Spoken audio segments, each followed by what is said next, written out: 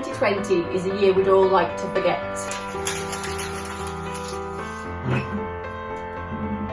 It brought such misery and tried to claim our NHS. We all tried our best in the lockdowns 1 and 2. To save our country and protect me and you. 2020 took away our fun and our crowds.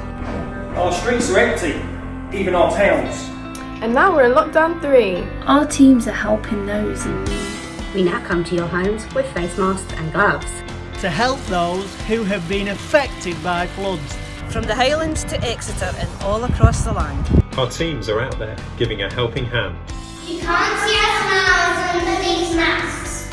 But know that we are there and we are up for the task. 2021 started without us all holding hands. There was no shouting in the streets or amazing bands. January saw a storm that tried to take people's homes. There were sandbags in the streets and our staff were on the phones. We helped so no one had to suffer.